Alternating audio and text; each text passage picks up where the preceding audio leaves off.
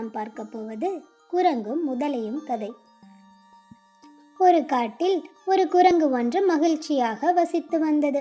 அந்த காட்டின் நடுப்பகுதியில் ஆறு ஒன்று ஓடிக்கொண்டிருக்க ஆற்றின் கரையில் ஒரு பெரிய நாவல் மரம் நின்றது. இதில் இருந்த நாவல் பழங்களை தின்றுதான் இந்த குரங்கு உயிர் வாழ்ந்து வந்தது. ஆற்றிற்கு மறுபக்கத்தில் இருக்கும் காடு மிகவும் செழிப்பாக காணப்பட்டதால் அங்கு போய் பார்க்க வேண்டும் என்று குரங்கிற்கு மிகவும் ஆசை. ஆனால் குரங்கிற்கு அந்த ஆற்றை கடந்து போக பயமாக இருந்தது. ஒரு நாள் ஆற்றில் இருந்த முதலை ஒன்று நாவல் பழம் தின்று கொண்டிருந்த குரங்கை பார்த்தது. முதலைக்கும் நாவல் பழம் சாப்பிட வேண்டும் போல் இருந்தது. உடனே குரங்கிடம் வந்து நாவல் பழம் மிகவும் ருசியாக உள்ளதா என்று அன்பாக கேட்டது. குரங்கும் மிகவும் அன்புடன், முதலையாரே, உமக்கும் சில நாவல் பழங்களை பறித்து தருகிறேன், சாப்பிட்டு பாருங்கள் என்று நாவல் பழங்கள் சிலவற்றை பறித்து ஆற்றில் வாயை பிளந்து கொண்டிருந்த முதலையின் வாயில் போட்டது. முதலையும் பழத்தை ருசித்து சாப்பிட்டது. அவற்றை சாப்பிட்ட முதலை, இந்த பழங்கள் எவ்வளவு ருசியாக இருக்கின்றதே, அப்படியென்றால் இதை தினமும் உண்ணும் இந்த குரங்கின் ஈரல் எவ்வளவு ருசியாக இருக்க வேண்டும் என்று எண்ணியது. அதனால் முதலை குரங்குடன் நண்பனாக பழகி அதன் ஈரலை உண்ண திட்டம் போட்டது. அதனால் முதலை குரங்கிடம், குரங்காரே, நீர் எனக்கு நல்ல பழங்களை தந்து என் பசியை தீர்த்தீர்.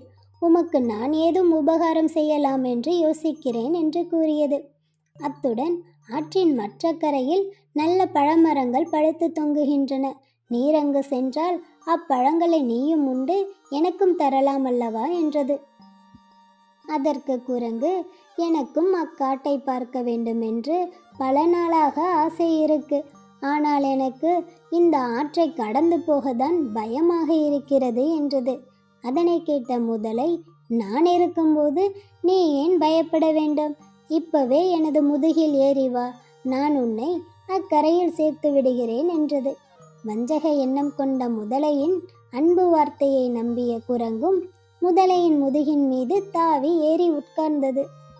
தனது ஆசையை நிறைவேற்ற இதுதான் தருணம் என்று எண்ணிய முதலை குரங்கை நடு ஆற்றுக்கு கொண்டு சென்று அங்கே குரங்கின் ஈரலை சாப்பிட இருக்கும் தனது ஆசையை குரங்கிற்கு சொன்னது. அப்போது குரங்கு சிறிதும் பதட்டமடையாது, அப்படியா முதலையாரே, நீ அதை முன்னாடியே சொல்லி இருக்கலாம் அல்லவா?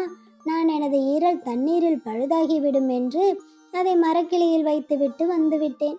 நீ என்னை திரும்ப மரத்தடிக்கு கொண்டு சென்றால் நான் அதை மாட்டிக்கொண்டு வருகிறேன் என்று சமயோசிதமாக கூறியது. முதலையும் சிறிதும் யோசிக்காமல் குரங்கு உண்மை சொல்வதாக எண்ணிக்கொண்டு அதை திரும்ப மரத்திற்கு அழைத்து வந்தது.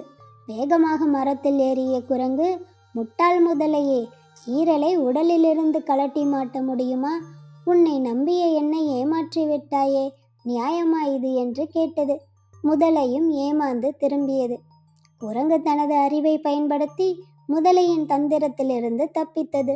முதலையின் பேராசையால் நல்ல நண்பனை இழந்ததோடு தனது திட்டமும் தோல்வியடைந்தது.